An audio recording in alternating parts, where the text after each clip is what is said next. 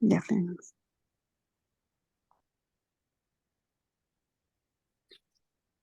I don't know. I can see you. That's all that counts. Sorry about this. I have a new version and a new interface. It should be at the bottom in the middle, Hollis. I have the share screen open. Okay. It's finding my PowerPoint. Oh, there we go. Okay, now we're good.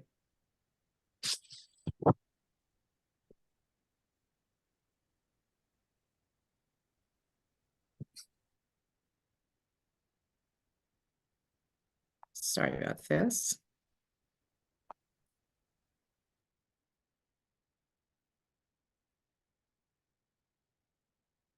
Okay, so can people see the first slide? Sure can. Okay.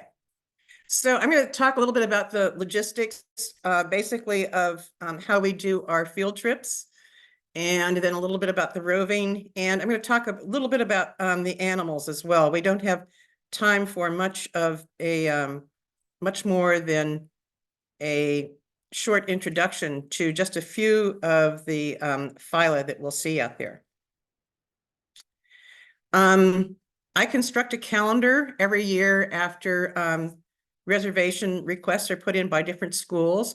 And this is what the calendar looks like. And you can tell, because of the way the tides work, it's kind of intensive for every 2 weeks when we do have tides that are low enough during the mornings for schools, for classrooms to come out and there's exposure on the rocks.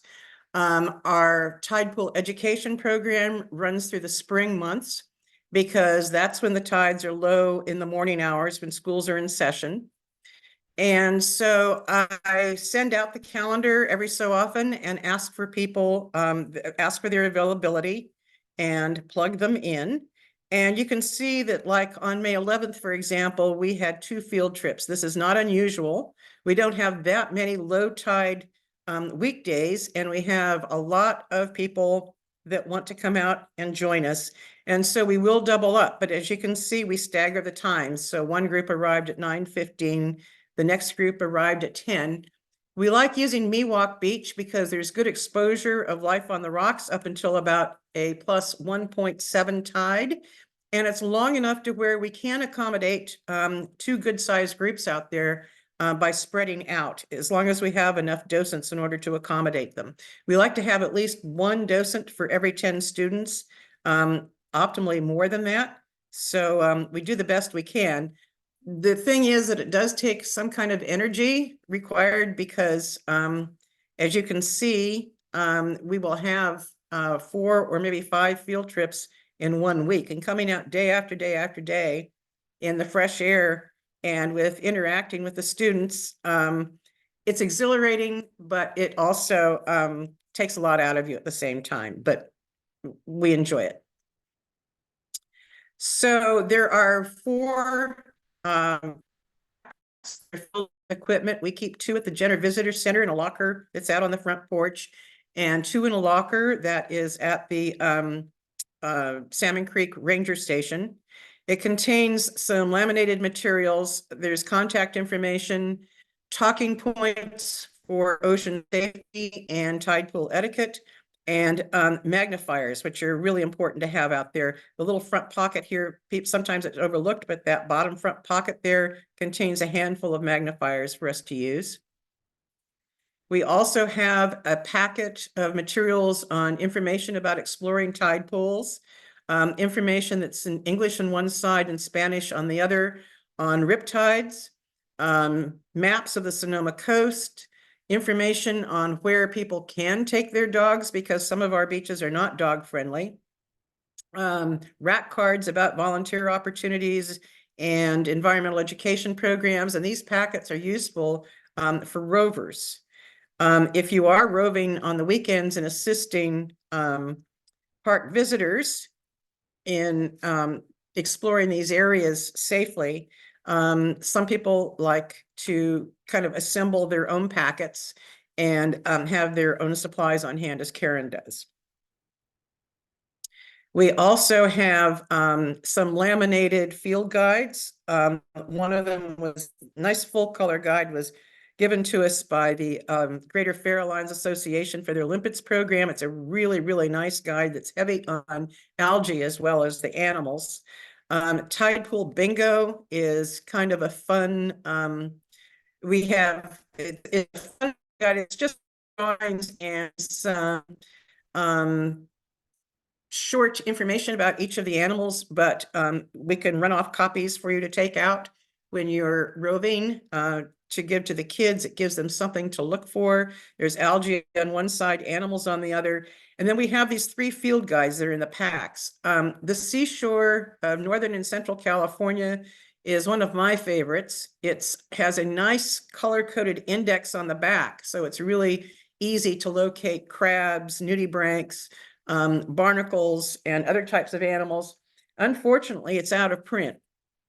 But if you're interested in having a copy of your own, there are used copies available online. The Little Pacific Intertidal Life is, it's all black and white drawings, really, really good text, and amazingly comprehensive for what's in our area. It fits in your pocket. If you want to purchase your own, it's only $5. It went out of print a few years ago. We were scrambling to find other copies, and online in the used book market, they were going for, if you can believe it, $75 and $80. So we were really, really glad to see them back in print because they are so useful.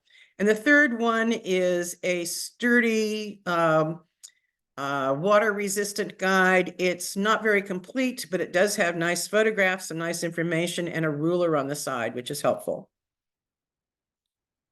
So what happens is that if you're on the calendar, I confirm with the teachers about a week at a time and with the docents. And I come up with a pack strategy because obviously we don't want somebody to pick up the pack in the morning, use it on a field trip, then have to return it and then have to pick it up the next day. So if somebody's coming out 2 days in a row, which is normally the case, that person can take the packs home after a field trip and then come back the following day. So we arrange a strategy for handoffs of the packs throughout the week. The docents meet in the parking lot anywhere from 15 to 20 minutes, a half an hour before the schools are of their anticipated arrival time. Not everything is used from the packs, and so you're able to pick out your vests, pick up any field guides that you want to take down. We also have some small containers to hold animals so that they can be passed around and shared with everybody. So we meet in the parking lot, we come up with a game plan for the day. And then the students arrive. Now, sometimes we can talk to them while they're still on the bus. Other times they arrive in multiple cars, but we have it's not a script so much, but it's talking points on ocean safety, and then also tide pool etiquette on how to look at these animals and explore this area with respect for those that are living there. I like to spend some time watching the ocean before they arrive. You can get a feel for the energy of the surf, the energy of the waves. If there are any runner waves that are coming in farther than others, you just get a sense of what the ocean is doing so that you know what to look out for when you're there. When you're in the rocky area, you're somewhat protected by the rocks, but it is it's good to know the behavior of and the energy of the surf at that time as well. So some of our talking points on ocean safety is to note the safety warnings on signs. Never turn your back on the ocean. The algae-covered rocks are really, really slippery. We like to encourage a 3-point stance for balance, and for that reason, if any of you have walking sticks, they're very, very helpful when navigating your way through the rocks. We tell the students to stay with a partner and not to wander off by yourself. Really important to leave the backpacks above the high tide line. and just to be aware of the incoming tide. I'll never forget one of the first times I was out exploring Duxbury Reef off of Bolinas, and it's a long flat reef that goes out for quite some distance. And I tease the nudie nerds, but I'm one myself, and it's a fabulous place for looking for nudibranchs. And your attention gets drawn to what you're looking at and what you're seeing and what you're discovering. And I looked up, and the tide had come in behind me. And so that was a sharp lesson in being aware of what's going on around me and to be aware of the incoming tide. I had to wade back. We also want to stress tide pool. We tell students to try to step on bare rocks, not on algae, because animals hide under the algae to stay cool and to stay damp. Do not pull animals off of rocks. And some tide pool programs are no touch. We are not one of those. I really feel strongly, and I was glad to see that Rebecca Johnstone over at Cal Academy feels the same way I do, that it's one way to engage the kids and engage the students with these animals is to be able to get up close and personal with them and examine them. But they must be examined with wet hands. One of the challenges of these animals living in this area, when the tide goes out, they can desiccate, they can dry out. And of course, if you're handling them with dry hands, the dryness of your hands is pulling moisture out of their bodies, and this is not good. So we always have our hands dampened with seawater before handling them at all. It's really, really important to return the animal exactly to where you found it. This is a niche environment, and each animal lives where they do because that is where they can survive. They have the optimal amount of moisture, optimal feeding opportunities, optimal opportunities to either evade or hide from predators. And so if an animal is returned, even in another neighborhood where it hasn't adapted, it's not good for them. So it's very important to remember where they came from and return them. It's really interesting to see what's living on rocks that are in tide pools. There are all kinds of little tube worms, spirobids, brooding anemones. It's a little world of its own. But it's really important to replace a rock exactly as you found it. Those that are living on top of a rock are there for a reason. Those that live on the bottom of a rock are there for a reason. And you want to replace it gently so that you're not damaging those that are on the bottom of the rocks. And of course, there's no collecting of live or dead animals. The dead animals serve a purpose in that they are food for others. So we start walking. We have about a 1/2 to a 3/4 mile walk down a sandy beach. We currently don't do sandy beach interpretation because we're kind of anxious to get down to the rocky intertidal and the tide pools themselves. Although we have a class this year that's interested in doing some sandy beach activities after their field trip experience. So we are going to walk down the sandy beach a little bit more slowly with them and point out some of the sandy beach features. And if some of you have seen or explored our Google Drive folder, we do have fact sheets on sandy beaches. They are not bereft of life at all. It's just that it's not as obvious. And but most of the time we're in a hurry to get down to the rocky intertidal itself.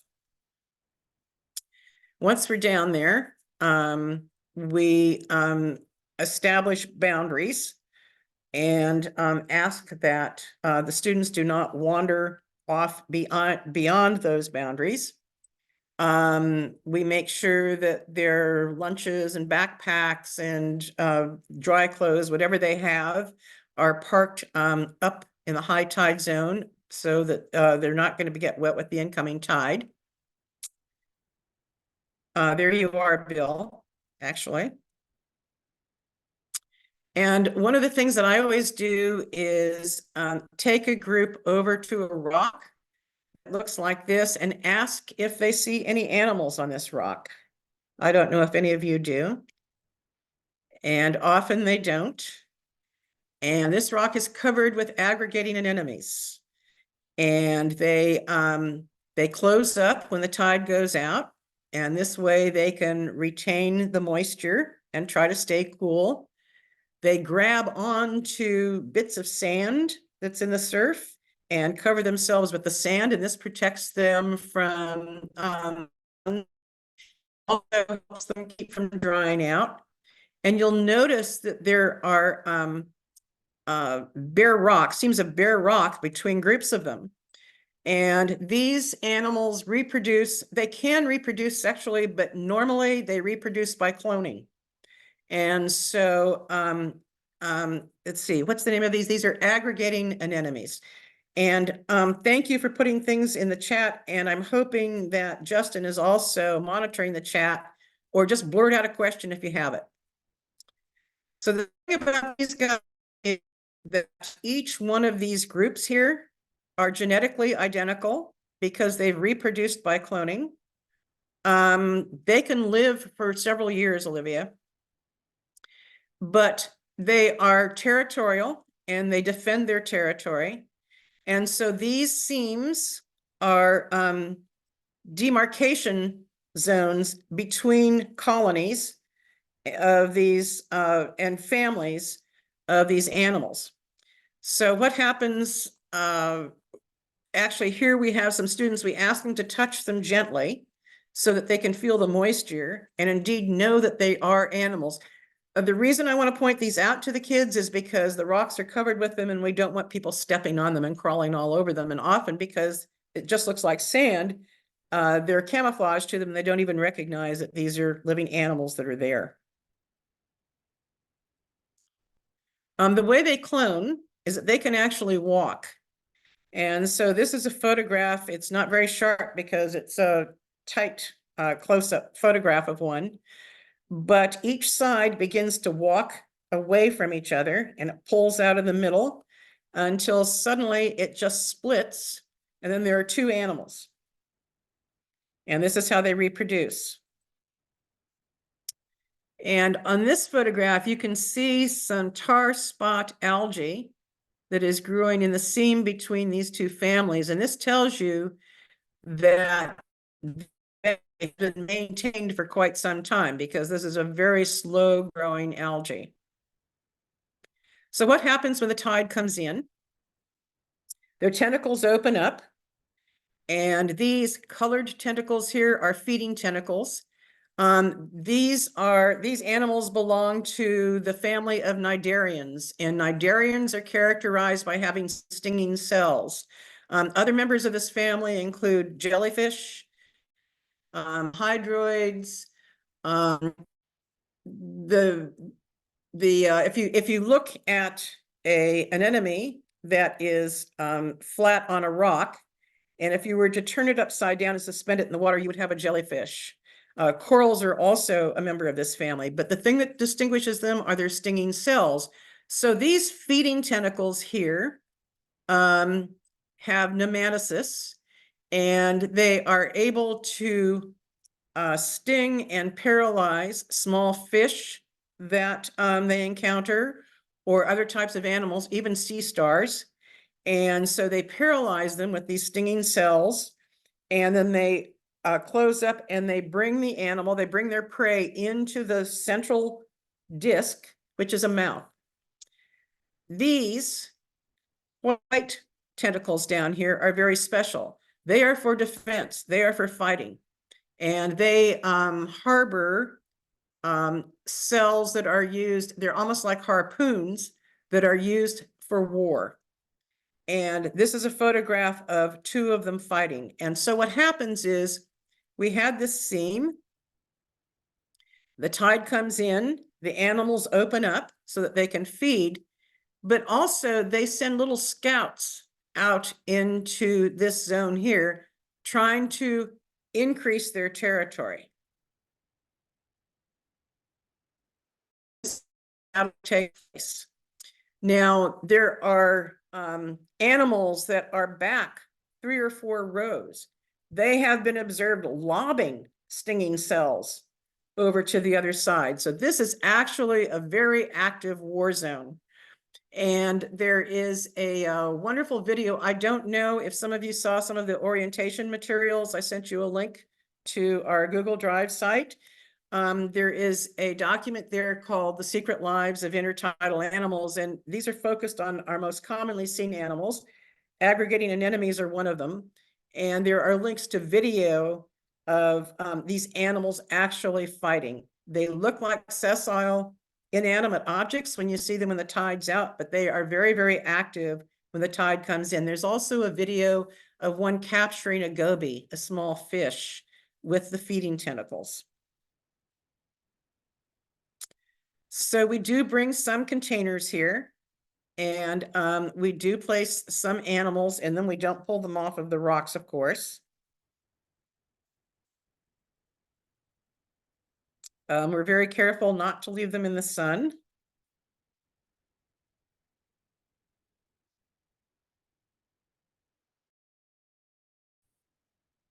One of our teachers brings 3 groups of 7th grade life science students out each year, and she has an assignment that we complete. They bring quadrants, they break out into groups, and they start with the low tide zone, then go to the mid tide zone, then to the high tide zone. And what I mean by zones is that there are distinct areas within the intertidal. The low tide zone is covered by water more often than the mid tide zone. The high tide zone and the splash zones are dry for much of the time, and animals live in each of these zones because it has to do with the dry air. There's a balance between what they can tolerate in terms of temperature, in terms of wetness, salinity, and these are niche areas that each animal is confined to. Mussels, these black bivalves here, are the favorite food of sea stars, and they are classic mid-tide zone animals. And often if you'll stand up on the bluff above the beach and you look down at a rock at low tide, you'll see a black band of these mussels, which ends abruptly, doesn't go down all the way.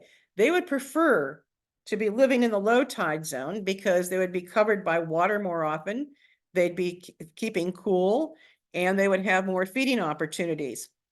But ochre sea stars inhabit the low tide zone. Ochre sea stars are predators, and so they keep the bottom, those lower section of the rocks clean and clear of the mussel beds and other types of animals that would otherwise occupy those lower zones. And for that reason, an ochre sea star is known as a keystone species in that it maintains space for other animals, thereby increasing the biodiversity of an area. And we noticed during the sea star wasting syndrome that when the ochre stars disappeared for a while, that there were new mussel beds forming right down to the sand level.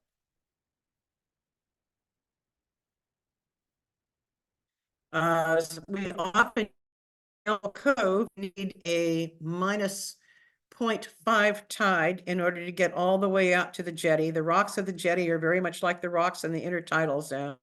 And we especially like this beach for the younger children because we don't have to worry about a wave, knocking anybody down or washing them away.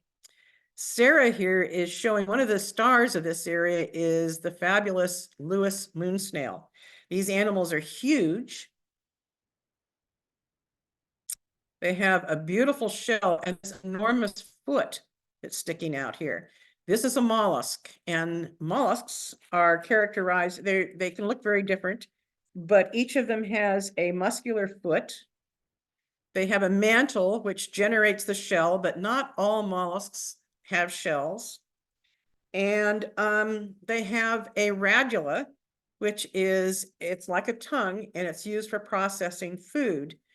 Now, this animal, the foot looks enormous, and you wonder how is it going to fit back into that shell when it wants to close itself up. And what it does is it inflates itself with water, and if you just touch it gently, tons of water will just flush out and it can withdraw into its shell completely. These animals, just a Lewis's moon snail. I mentioned that it's a carnivore, and each of the mollusks, most of them, not the bivalves, have a radula, which is a feeding mechanism. It's like a tongue. For the mollusks that are herbivores, that tongue can be a ribbon-like structure that contains thousands and thousands of teeth that are used like a rasp for scraping algae off of rocks. Your common snail has a minimum of 14,000 teeth on that tongue. Some of them up to as many as 30,000 teeth on that tongue. So it's an amazing apparatus. Other mollusks are carnivores. And so that radula serves as a drill. And that's what goes on with the Lewis moon snail. Their favorite food are clamshells or clams and cockles. And you can tell by this clamshell here, there's a countersunk hole. Can you see my pointer when I move it? Okay, so there's a countersunk hole here that's right in the umbo or base of the shell. And this tells you that Lewis moon snails are close by.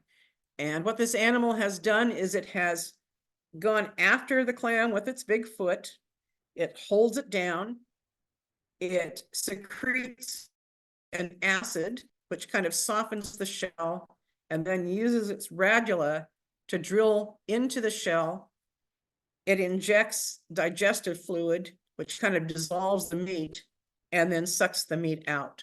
So if you're at Campbell Cove or another beach and you see clam shells or cockle shells with this countersunk hole, you know that Lewis moon snails are nearby. And this is a moon snail egg casing. And it looks like a toilet plunger. But what it is it's a mixture of mucus and eggs and sand. And we often find them down at Campbell Cove. It's really kind of a fun object. The first time I saw a live one, I was walking down Doran Beach. I got really excited. My husband didn't know why I was so excited about a toilet plunger. So one of the things about Campbell Cove is there are a lot of other things going on. And, you know, we're Tidepool docents. We're there to interpret the intertidal, but we want to take advantage of opportunities of other kinds of discoveries. And this class here noticed some tracks in the sand. And they were raccoon tracks. And what was really exciting to the class is that they have a garden at school and see raccoon tracks in the garden, but they were able to see the story that the tracks told. A few feet farther down, there was a large hole where the animal had dug up a clam. Then there were tracks leading to the water so that you could see we had washed clam off before eating it. And so there was this whole story, and this is something that we want to be tuned to when we're on the beach because there are other things going on other than the intertidal life. At the time, I stepped up and I was watching what was going on along this wall here, and there was a bobcat slinking along the edge of the harbor and then disappeared up into the bushes when he got out of the side of the water there. So there's all kinds of interesting things going on if you pay attention. This is another mollusk. It's my favorite animal. It's an octopus. This animal actually does have a shell. It's a soft shell. They're very curious animals. They look back at you. Sometimes they're stranded up on the rocks at Campbell Cove. If you're on the beaches on the outer coast, you need a good 2-foot tide, -2-foot tide in order to see them. They have a huge brain, which actually extends down to into each of their arms. They have a liver. They have a pair of kidneys. So they have a lot of the organs that we do, but they have 3 hearts. And I do have a stethoscope in my backpack, and I've always wanted to listen to one to see what 3 hearts sound like. One of the hearts works just like ours does. It pumps blood through the circulatory system, But these animals have extremely low blood pressure. And when threatened, they do have to kind of fire away through the water. And that's the purpose of the two other hearts. They sit near the gills, and it's like a turbocharged burst of oxygen to give them the energy so that they can flee, so they can jet off. This is a baby, and he is perfectly relaxed. You can tell because the skin is smooth. There's no mottling. There are no white spots. He's not changing color. And the entire time I was photographing him, the eye was following me around. He was just as curious about me as I was about him. This is another, this is a nudibranch. It's the most commonly seen nudibranch along our coast. It's a hermescenda, or a opalescent nudibranch. These two structures here are rhinophores. They're sensory organs. They pick up cues in the water. They hunt prey. It's like smelling. It's like they're chemical sensors. And although nudibranchs come in 3 or 4 different body plans, all of them include these sensory organs here. These orange tipped finger-like projections are called serrata, and they are multitaskers. They serve as gills, so they absorb oxygen from the water for these animals. They also serve as a digestive tract, and they also serve defensive purposes. These animals, one of their favorite prey is, well, each other, but also they tend to eat anemones. And I mentioned before that anemones have stinging cells that they use for defense, but the nudibranchs that prey on them use a mucus to render themselves impervious to the nematocysts, or the stinging cells, and they ingest them into their own bodies. They store them in these serrata, and then they can use them for their own self-defense. This guy is really brightly colored. He's absolutely gorgeous. And you wonder, well, how can he get away with these bright colors? Well, it's like a butterfly. The bright colors are a warning to birds. I will make you ill. Do not eat me. And this guy's colors tell predators that I have stinging cells and I'll hurt you.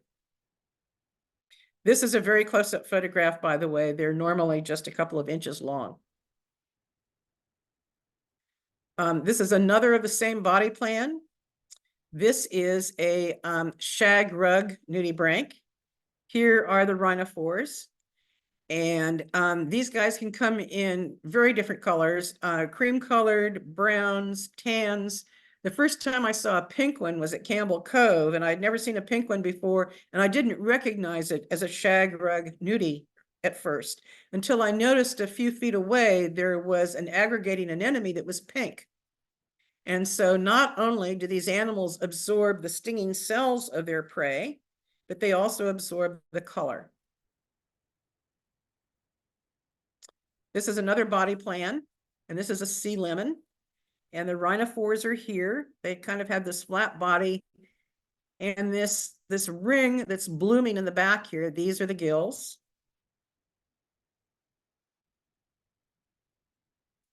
This is another dorid, and this is a ringed dorid. The rhinophores are here, the gills are here.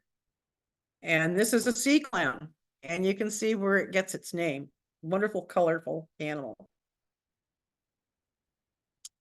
So this is an ochre sea star.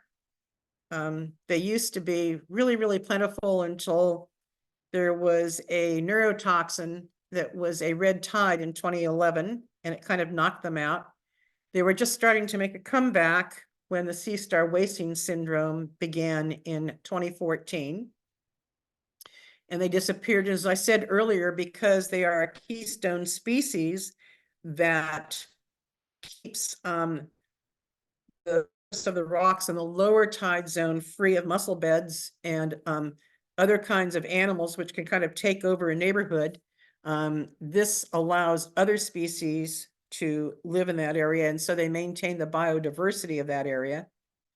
and they have made a comeback, but they are actually mutants. It's a mutant gene which has survived, which enables them to better tolerate the warmer water.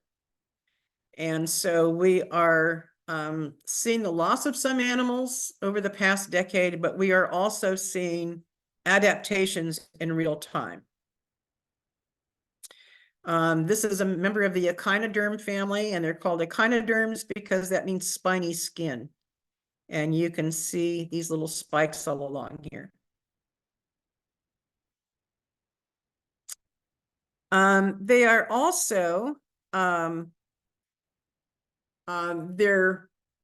they start life being bilaterally symmetrical, in that if you were to divide an animal in two, they would be symmetrical on a left side and a right side.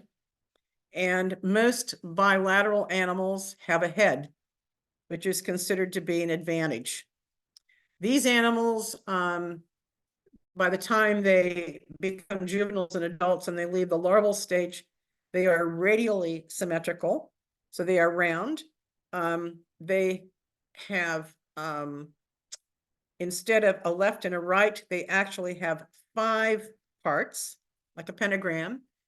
And they are kind of interesting in that it was thought that when they go from bilateral to being radially lateral, that they lose their head. Recent studies have indicated that it's just the opposite. They have lost their trunk, and they are actually now considered to be all head. And this is really a fascinating thing about these animals. There's new information coming out literally every day and every year about their adaptations and how they survive. This little spot right here is called a madreporite, and it's a sieve plate. Their circulatory system is not full of blood, but it's full of seawater. And this plate acts like a sieve. It pulls seawater into the body, into the animal's body. Because it's a sieve, it filters it. So the water that comes in is very, very clean.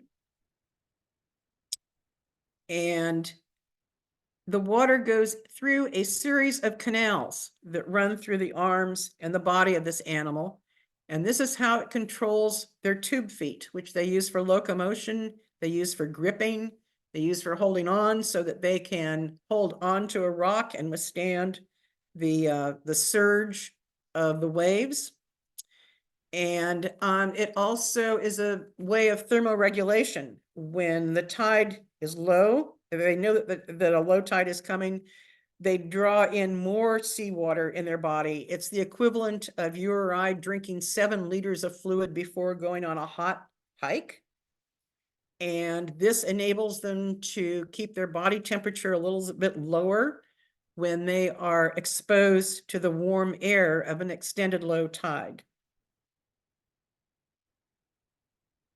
So here are some tube feet. They run through these channels through each of the arms. And as I said, they use them for gripping. And this animal here has found itself a clam. And these tube feet down here are pulling apart the shells, attempting to pull apart the shells of this clam. Now the clam is holding tight, but the clam is using muscles in order to hold its shells together to protect itself, but the muscles tire. Because the sea star has a hydraulic system with these, with the circulating water, it does not tire. So it eventually prevails, and all it needs is an opening of a few millimeters before it can insert its stomach and digest the meat right inside the shell itself. And the document that I provided on the Secret Lives of Intertidal Animals links to a video of a mussel that is being attacked, opened, and the stomach of the sea star coming into the shells and digesting and dissolving the mussel meat. From the viewpoint of the mussel, what they did was they placed a small camera inside the shell in order to video this. So again, these sea stars look like they're not moving around and they're not doing very much, but within their own time scale and within their own environment, they're serious predators. This is the stomach, and it is partially averted here. So this animal has recently been eating. This is a bat star. It's another species of sea star, and they come in multiple colors. And one of the reasons that we like to have magnifiers is because when they're viewed close up, the patterns of the spines are absolutely beautiful. And again, this animal has a sieve plate or madreporite. It's located right here. Bat stars are basically herbivores, actually. They feed on algae, but they're omnivores. They will feed on meat as well. This one's an escape artist. We had him in a little tray to be observed, and I wasn't paying attention, and I turned around, and he was on his way out, but we grabbed him. Another echinoderm is the sea urchin. This is the bottom side, the ventral side, the oral side of a juvenile. Well, actually, he's kind of an adolescent purple urchin. They start life with green spines, and then they turn purple. And this one's in the process of turning purple. And the reason I'm showing you the bottom side is that here are his tube feet. He has tube feet for locomotion, just like a sea star does. And there are tube feet along the bottom here. And in the center is, it's called Aristotle's lantern. I'm not sure why, but this animal has 5 teeth. And they can mow down a kelp forest in no time, which is why we're losing them. It's the sea urchins, the purple urchins, is the favorite prey of the sunflower star, which disappeared during the sea star wasting syndrome. Hey, Hollis, I Yeah. just wanted to share, it does seem like your pointer's not working, but I think you're doing a great job with all the descriptions without it. I just wanted to make sure that you knew Okay, that. thank you for letting me know. I won't rely on it then. Okay, another animal that we'll see out there, before the sea star wasting disease on the open coast, we only saw, there's one patch at Marshall Gulch, although there are quite a few of them on Pinnacle Gulch that faces Bodega Bay. And this is characteristic of the sandcastle worm. I have kind of a thing about marine worms. They're really beautiful and they're really quite fascinating, but it looks kind of like a honeycomb. And this is a very hard substance. In fact, in areas of Pinnacle Gulch and some beaches off of Point Reyes, they've actually established reefs of them that you can walk out on these colonies, and they do not break off. And this is the animal that builds them. This is a macro shot taken with an extender tube, so that gives you an idea of how small this animal really is. And these are the tubes that they build out of small grains of sand. And what happens is when the tide is in, they have tentacles, some of which are grabbing food for feeding, and others of them are grabbing these tiny grains of sand, and they're actually stonemasons, really skilled stonemasons. So they're very selective about the grains of sand that they are selecting, and they turn them over, and then they exude a glue, and then they glue them in place. And this is how they build their tubes. And industrial scientists have been working for years to try to synthesize this glue because it is so strong. As I said before, they actually build reefs that we can walk on. And this is another animal that we rarely see. This is Bill here with a group of 3rd graders from Yulupa School. And this is a young elephant seal who came running up the beach. He wanted to share lunch. This little blue spot on the top of his head, I'm sorry, my pointer's not showing you, but indicates that he had a party hat on, or a hat with a number identifying him. as he had been held at probably the Marine Mammal Center or another rescue. Brian sees it, another rescue center, and he became a little bit too habituated to people. So he saw this group of kids walking up the beach, going back up to their bus, and so he was looking for lunch. He was fine. He kind of threw some sand over himself and took a nap, and we called the Marine Mammal Center. They came out that afternoon and he was gone. So another thing that we do is we have a touch table that we take to different events. The advantage of the touch table is that you do not need a low tide. You can take it around to schools occasionally. The North Bay Science Discovery Day is coming up on March 9th, and the touch table will be going there. The Fish Fest is held in April in Bodega Bay. And so while a couple of docents are assembling the table, another group is going out to the Bodega Marine Lab and picking up cold seawater and a collection of animals.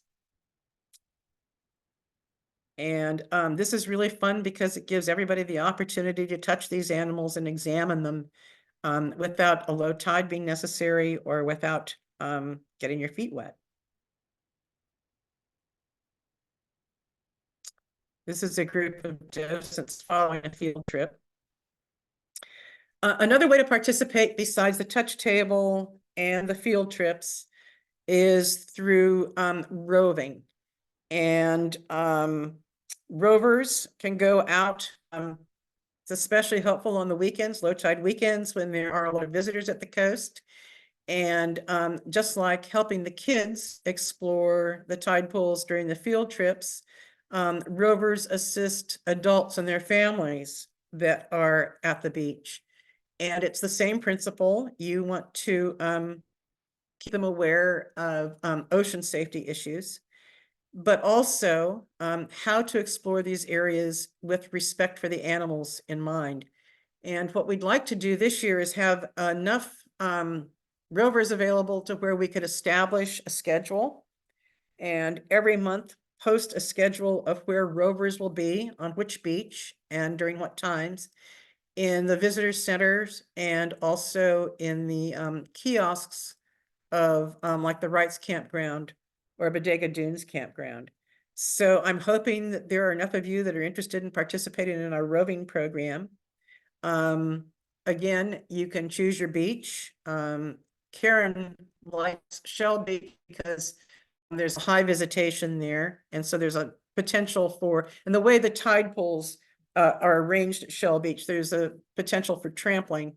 And it's a way to kind of protect those areas, if you will, while helping the visitors enjoy the animals that are living there and introducing them to this very special environment. So next steps. I'll be sending out a follow-up email asking you if you plan to volunteer, and if you let me know if you're interested in the Tide Pool Education Program, which runs during the spring months on low tide weekdays, or a rover, which runs through the summer. It's year round, and that can be weekends, but it doesn't have to be. It can be weekdays as well. And that's a couple of hours during low tide, your choice of beach, or the touch table, which is on our calendar. If you have not already signed up with state parks as a volunteer, we'll get you in touch with those that can help you with the paperwork and the duty statements that need to be signed. And then you can shadow a veteran in any of these situations. It's interesting because those that are brand new to tide pools and aren't feeling very secure, they often anticipate that they'll want to shadow a veteran for more than one field trip. I always follow up with the new people following each field trip and ask about their comfort level. there are times when I've been shadowed and I turn around and I realize that the person shadowing me is off on their own with a bunch of kids and they're just doing fine. It all depends on your comfort level, and we're willing to accommodate whatever you need. The schedule, if for both the Tidepool Ed and for the touch table, is posted on a Google Drive, and most of you have that address, but that will be provided to you so that you can follow up what's going on in the schedule. I also send it out every few weeks during the Tidepool education season so that you can let me know your availability. And I guess that's about it. So are there any questions? Hollis, can I just jump in for a sec? Absolutely. Okay, so a couple of things I just want to mention, because I know a lot has been thrown at you, especially for new folks who haven't done it before. So I want to just mention a few things. First of all, in terms of if you're interested in roving, one of the things that we started last year and we are happy to do again, if people are interested in roving, is having after our general field trip that we're doing in whatever it was, March 8th, that was supposed to be this afternoon, but we had to change. Yep. I can offer separate session just for rovers. That's just like, okay, now you know how to do all the general stuff. If you're interested in roving, here are some things those of us who rove frequently find useful in terms of what we carry, where we go, how we figure out our schedule, that kind of stuff. So that's one thing. You don't have to just like on your own go, oh, how do I do this roving thing? In terms of knowing like all these different animals that Hollis was mentioning and all of the incredible resources and all of that, you do not need to know what's what, who's who, who's where, any of that kind of thing in order to be helpful. It's really it's really about exploration and discovery and observation and wonder and curiosity. So you don't need to know a lot when you start. Okay, you will learn, and you will learn from each other. You will also learn from like a naturalist. You will also learn if you're interested sometimes when we don't have a school group or a time when we think there are going to be a lot of the public out there, we'll have these like little docent outings, and you'll see in the group somebody will say, hey, I'm going to be at this beach at this time if anyone is interested. And we'll often get a bunch of, you know, docents who will just go out and totally nerd out on our own. In terms of the reminders that Hollis mentioned, the safety and etiquette talks, you do not need to be able to do those in your first or second outing, or in fact, ever, if you don't want to. There are card reminders in the packs so that if you want to do it, you can have your cheat sheet. But one of the things we do when you saw that picture of us gathered in a circle there at the beginning, that's one of the things we talk about. Like, okay, who wants to do the safety talk? Who wants to do the etiquette talk? Who wants to talk to the parents? Are we going to do it on the bus? Are we going to do it here? Are we going to separate the? We figure all of that out. So you don't need to do that if you're not comfortable doing it, but you will be offered the opportunity to do it if you want to do it. So it's, you know, it's not like you're thrown in and you need to know all of this stuff that has just been thrown at you and all of the resources that are in there. You have all the time in the world you need for what works best for you and what you are comfortable with in this program. And then the final thing that I will mention is we were going to do this afternoon, the field trip outing, which has been rescheduled because of the storm that's coming in. But one of the things that we were talking about doing there that I think we're going to try to do when we have that field trip is there's this little song that one of the classes does every year, and we are going to try to do, like, as a group of docents, we're going to try to do like a little video of us doing this little song, which is like, the tide comes in, the tide comes out, the waves come in, the waves go, they go up and down, and never turn your back on the ocean. So it's like cute little thing, which we will teach to all of you, and then we'll film so we can throw up on the website and also send out to the classes. Yeah, that came from Yalupa. Yeah. And they sent us the words Yeah. and absolutely gave us permission to use it with everybody else. Yeah, and we have like little hand gestures that we do to it and everything. So that's super fun. We'll manage that.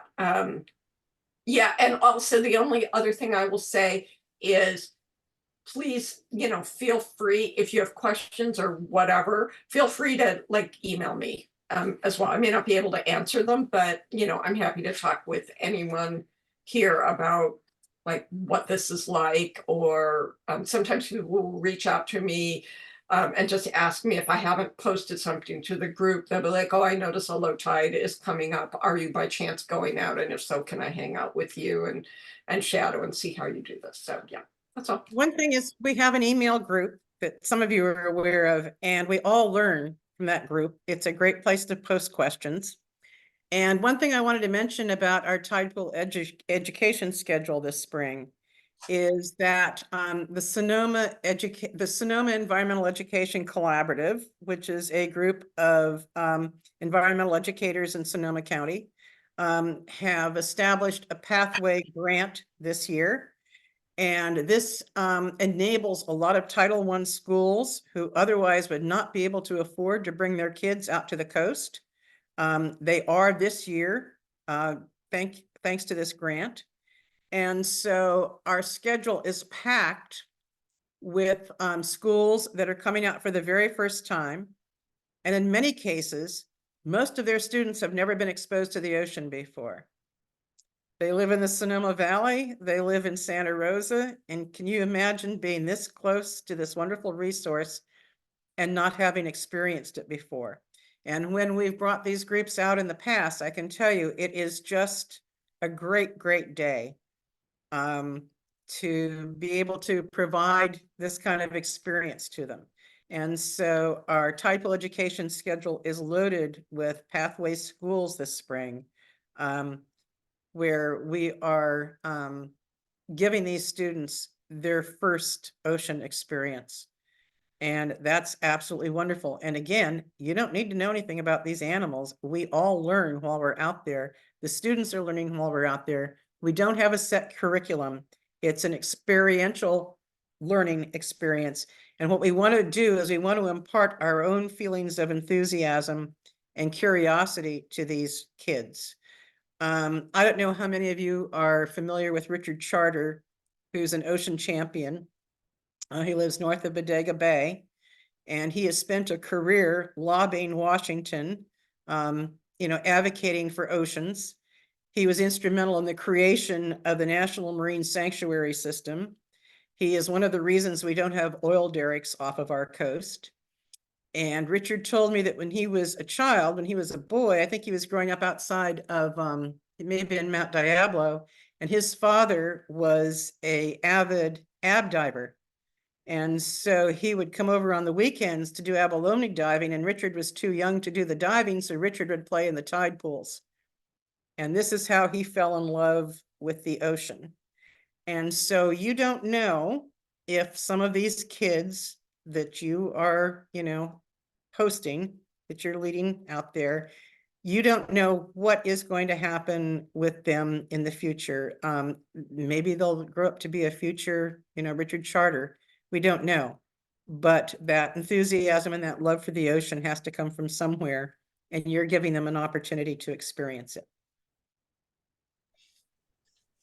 Any questions? Well, I have a comment, Hollis.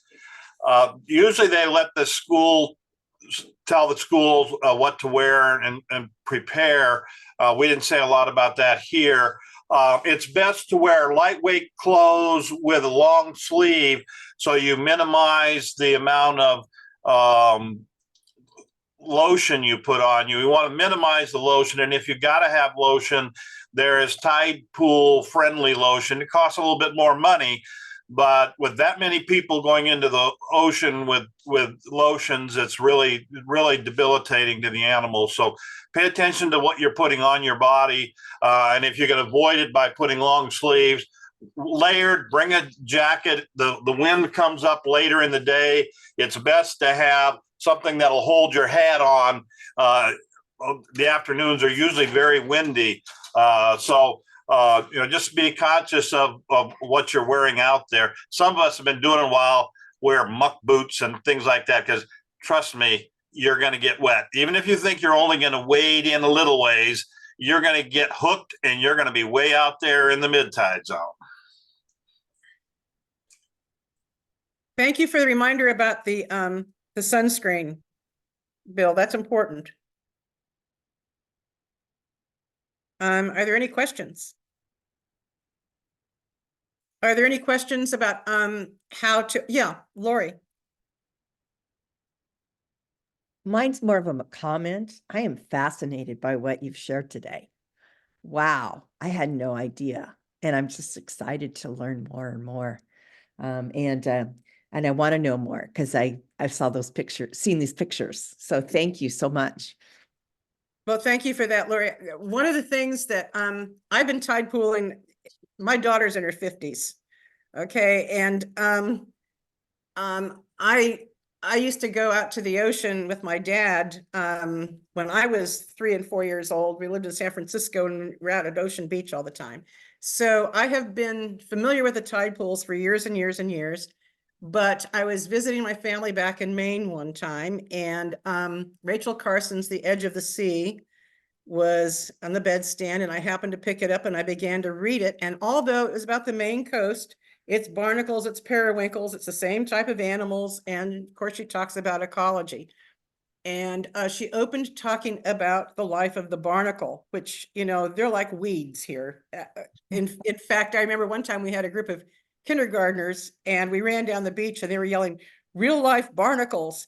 And I thought, oh my God, it's real life barnacles. There are these things that you tend to take for granted until a 5-year-old reminds you that they're really wondrous animals. But anyway, I started reading about the life history of a barnacle and the idea of an animal swimming around, deciding this is where I want to spend my entire life, gluing his head to a rock, growing shells, and then sticking out his feet, to feed, not even mentioning that it has the longest male member per body size of any animal on earth, because if you're stuck on a rock, how else are you going to find love? Unless you reach for it. And I went, whoa, I had no idea. And from then she went on to 3 species of periwinkles, each one living farther out of the water, and how this was an evolutionary pattern as animals went from the water to the land. And suddenly I was hooked. And I was hooked on the adaptations, all the weird and wonderful adaptations that all of these animals have evolved in order to survive in this very, very challenging environment. So, after years of just casually seeing these animals and going, oh yeah, this is interesting, this is fun, this is beautiful, I really became conscious of what they're doing there, in order to survive in the world's most challenging environment. They have to deal with desiccation. They have to deal with a tremendous range of temperature, wet versus dry. They're in a tide pool, it rains, suddenly the salinity drops. There are all kinds of mechanisms that they have evolved over the years in order to deal with all of this. And they just became fascinating to me. And this is one of the reasons why I kind of pulled together that document on their secret lives, because they're very, very active. There's a strong predator versus prey relationship between many of these animals when we're not looking. And it's an entirely different world when they're underwater and they're not just exposed to us. So thank you for mentioning how interesting they really are. I mean, to me, they're just fascinating. Well, I've been to Hawaii 3 times, and if you just look at the beaches, you're like, you've missed out, because what's under the water is like totally a new world. And that's what I think you're showing us today. Yeah, thank you for that. Is there any other questions? Well, I'm sorry, I kind of ripped through that. I was concerned about time, but we did okay. Justin, would you like to talk about next steps if they need to complete paperwork with state parks? Sure, just briefly. Our volunteer coordinator's name is Bet Merritt. Unfortunately, she wasn't able to join us today. Bet is your go-to person for everyone to complete volunteer paperwork, which is a requirement for California state parks. It makes sure that you're covered if any workers' comp claims would happen to arise, as well as for recording and reporting, which is really important. We want to record and report all of our volunteer hours. So Hollis, when after the webinar today, thank you so much, Hollis, for doing such a great job. It's going to send out an email that has a link to where you can find that paperwork. And Bet is your go-to person to ask for questions to get it done. She's in the volunteer office in the back of Armstrong Redwoods most days. And if you have any issues completing it online, you're welcome to come into the office and we can print it out for you and have you do it with pen and paper. And Bet also makes folks pour over coffee. And it's nice to meet folks, and we'll give you a name tag and a hat, and answer any questions that you have. So come visit, reach out via email. Hollis will send some instructions, and there's lots of different ways to get the paperwork done. But would love to have it done before you start shadowing, if you haven't done it already. And thank you. Yeah, I think that's it. And by the way, you are covered if you happen to have any kind of accident out there and you're volunteering on the part of for the benefit of state parks. You are covered by workman's comp. And rovers are covered as long as we know that you are out there roving. So Karen, for example, sends me a heads up before she goes out. And as I said, with rovers, what we'd like to do is establish a more formal schedule so that we can provide that schedule to the visitor centers and also the campgrounds, so that visitors, people that are camping or visitors to the visitor center can see, oh yeah, there's going to be some docents at Shell Beach, for example, from 2 to 4 this afternoon. So it's nice to give them a heads up that you'll be there. Anything else? Well, thank you all for joining us today. And I hope you're excited about participating in any one of the 3 ways that you can join us, or all of them, or a couple of them. It's a lot of fun and it's a great learning experience. You learn something every time you go out. Almost every time I've been out, I've been asked a question that just comes out of left field that has never occurred to me. And it's an opportunity to look it up and answer that question for myself as well as for them. One thing that is helpful for rovers is that we are putting together some, it's like a business card, so that you can put your name and email address on it, so that if people that you encounter when you're roving want to get in touch with you, if they're interested in joining the program, or if they have questions that you can't answer, you can always follow up with them. Go home, do some research, find out for yourself, and get back to them. And that's kind of a helpful way of establishing relationships with others in the community as well.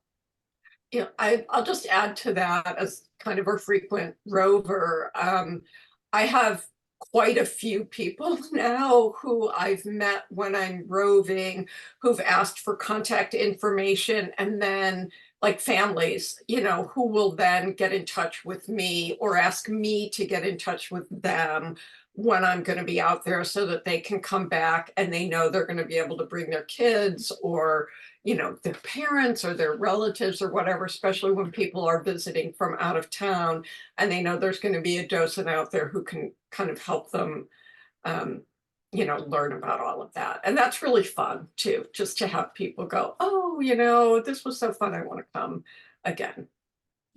Well, looking in the chat, it looks like Joe thinks that he might become a nudie nerd. I'd like to become a nudie nerd too. I think that'd be, well, I know what it is. Well, we also have our bryozoan nerds. I didn't get into bryozoans today, and they're one of my favorite animals. And sponges and tunicates. And one thing that we haven't done, and that Justin and I were talking about a couple of weeks ago, is anybody interested in an extended, or today I spent a lot of time on the logistics of what we do with the tide pools when we do a tide pool education class. Are you interested in a 1 or 2 hour webinar on the different phyla of animals? Brian is? Okay. Yes, Kim Okay. is. Okay, because I just touched on mollusks. Mollusks are really fascinating. Well, so are echinoderms, so are sponges. They all are.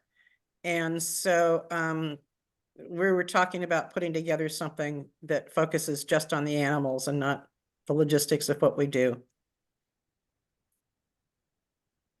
Okay, so it looks like, from looking at the chat, it looks like there's definite interest. Wonderful. Hey, Hollis, this is Kim. I do have a question. Yeah. I know from time to time you ask us like the beach conditions. Like maybe there's going to be a school trip and you might ask us those that are maybe closest to the beach if we can check out the beaches. What exactly do you want us to be looking for? Okay, so good question. Right now we are in an El Nino winter, which is very tough weather-wise on the coast. And the beach that we like to use most often is Miwok. Right now, you walk down the sandy beach and you encounter your first set of rocks, which have been, normally it's very easy to get over those rocks. It's very comfortable getting over them. But what's happened is there's been a tremendous amount of erosion this year, which is exposing it. The ocean drags sand out and it exposes rocks that are there all the time. It's just that they're covered. And even with a walking stick, it feels like a precarious thing to get over those rocks. And then you get down, there's another stretch of sandy beach, and then you get down to Miwok itself, where the rocky intertidal is, and you're having to climb over boulders and rocks in order to get to the pools themselves. So what we'll do in that situation is move up to Furlong Gulch. And Furlong can be a challenge after a lot of rains because it's a gully and there's runoff from the hillside there, and you get down to the bottom of the trail and you have to get over that water in order to get onto the beach and walk down to where the rocky intertidal is. And so this is what I mean by challenging beach conditions. It is normally not much of a problem. This year it is because of the tremendous amount of erosion that we're seeing on the beaches.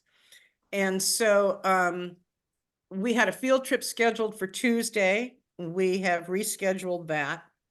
We have field trips coming up in March. And so I live down in Stinson Beach. And so it's hard for me to always get up and see what's going on any of the beaches along the Sonoma coast. I do beach watch surveys. I'm doing one of Miwok next week.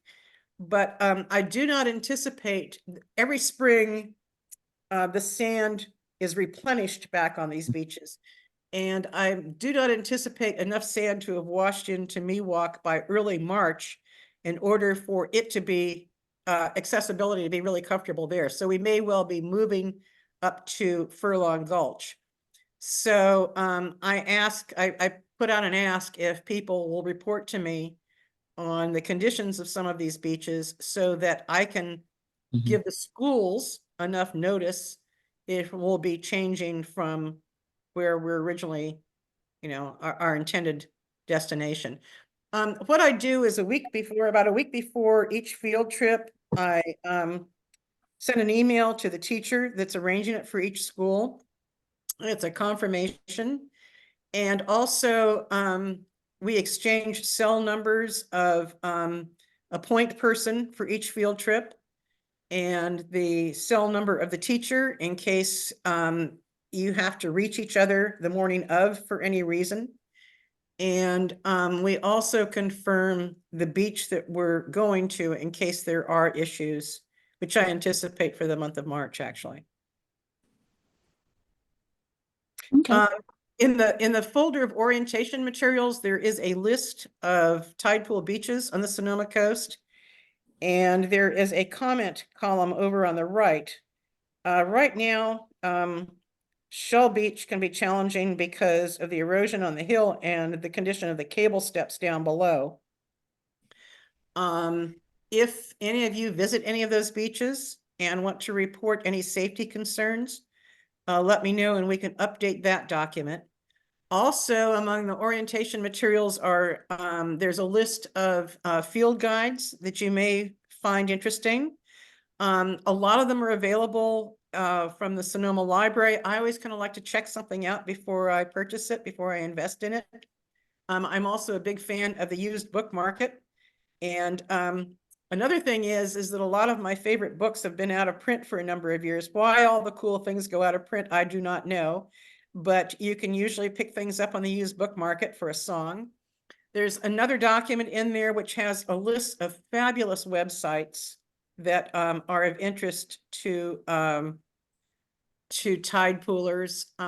YouTube University is fantastic for, there are a lot of programs on echinoderms, on cnidarians, on the different phyla of animals. I highly recommend shapeoflife.org. The document that I did on the secret lives of intertidal animals, many of those links are videos that are available from that website. There's also a document called Tidepool Quickie. And this talks about the different intertidal zones and the animals that live there.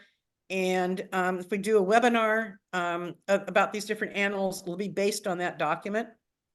There's the secret lives. Oh, and of course there is the docent manual. We have a Tidepool docent manual, and the talking points for ocean safety and for Tidepool etiquette. So I encourage you all to go through the resources that are on the Google Drive. There are photographs there from prior field trips. There are one of our rovers, Darlene Lamont, every time she would go out, she would come back and she would do research on the animals that she saw and put together a document with photographs of the animals and the information that she found about them. Karen did one recently, which we've posted up there. It's a wonderful resource for all kinds of information, studies on these animals. There's the contact list I'll be compiling over the next few weeks by reaching out to all of you and asking if you're interested in participating and in which program.